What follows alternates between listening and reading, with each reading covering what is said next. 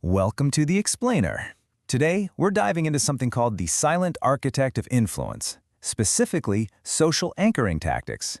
We're going to explore this wild phenomenon that happens in literally every meeting room, every single negotiation, and yet it's completely invisible to most of us. We are talking about the hidden mechanics of nonverbal influence. Okay, let's just dive right in with this quote from the source material, because it absolutely shatters what we've been taught. It says, most people think the person talking the most is in control, but they are dead wrong. By the time the first word is spoken, the power dynamic has already been decided. I mean, wow, society constantly conditions us to assume the loudest voice, the person dominating the airwaves with a 20-minute monologue, is the one steering the ship. But the research we're analyzing here, it tells us that is a complete illusion. The real power dynamic was already settled in those quiet moments before the conversation even began.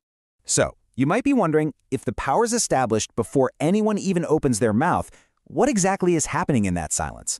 Well, our source points to this really fascinating concept, the psychological baseline. See, every single room, every group of people has a default mood, an ambient energy. It's like an unspoken hierarchy. Think about the vibe when you walk into a standard Tuesday morning boardroom. Everyone's awkwardly shuffling papers, maybe checking their phones, staring at their coffee, right? The silent architect doesn't just passively accept that foundation. No, they actively hijack it, instantly. Picture someone walking in, deliberately claiming the absolute best seat right at the center of the table and just remaining completely composed and still, while everyone else scrambles to fill the empty air. They are transmitting a massive amount of information and setting the terms of engagement without uttering a single syllable. And this brilliantly illustrates the dissonance between what we think is happening and what's actually happening. Perceived control is really just the amateur's game. It's mistaking volume, word count, and this frantic energy for actual authority. We've all seen that person, right? The one exhausting themselves trying to verbally force their ideas into the space. But actual control? That relies on nonverbal microsignals. The person with actual control isn't trying to talk over everyone. Their physical presence does all the heavy lifting.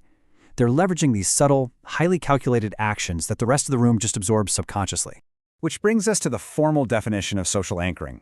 It's the act of influencing group dynamics and establishing authority without speaking first. Basically, it's about dropping an anchor into the room. And we're talking about an anchor so heavy, so secure, that the rest of the group naturally just tethers themselves to it. It's the deployment of a strategic, nonverbal presence to set the rules of engagement. You're claiming the authority of the space, not by asking for it, and definitely not by announcing it, but by physically embodying it. It's a real game changer. Now, what's really interesting about this is the practical toolkit for dropping that anchor. How do you actually do it? The source highlights 3 specific tools. Number 1, manipulating physical positioning. That means claiming the optimal seat, purposefully arranging your notes, or deliberately choosing how you occupy physical space relative to everyone else. Number 2, deploying deliberate silence. Just letting a moment hang. Deliberate silence isn't an absence of communication. It's actually a profound assertion of comfort and control. When most people start panicking at a lull in the conversation, the architect remains completely at ease. And finally, number 3, emitting microsignals. These are those subtle cues. Sustained eye contact, a relaxed posture, measured pacing. Collectively, they project a really commanding, unspoken frame.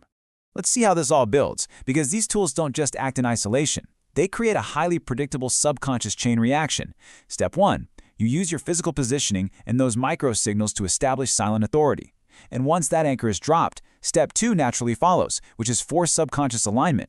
Interestingly, the text explains that the group will literally pivot their body language and their attention toward that silent anchor. They don't even realize they're doing it. But their deference naturally shifts toward the authority you've silently established. And because they've aligned, step 3 happens almost effortlessly. You get to dictate the conversational flow once the actual talking starts. So the crucial point here is that we aren't just talking about looking confident in a meeting. We're talking about the ultimate endgame of influence, controlling the group's eventual trajectory through your unspoken frame.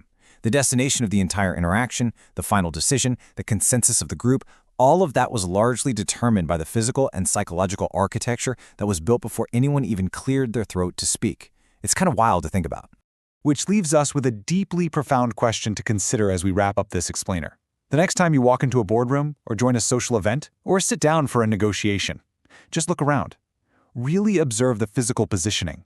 Feel the weight of the silence in the room. And ask yourself, before the next word is spoken, whose frame are you in? Are you the architect? Or are you just subconsciously aligning to someone else's anchor? Keep your eyes open, and watch this silent game happening right in front of you. Thanks for exploring this absolutely fascinating concept with me today.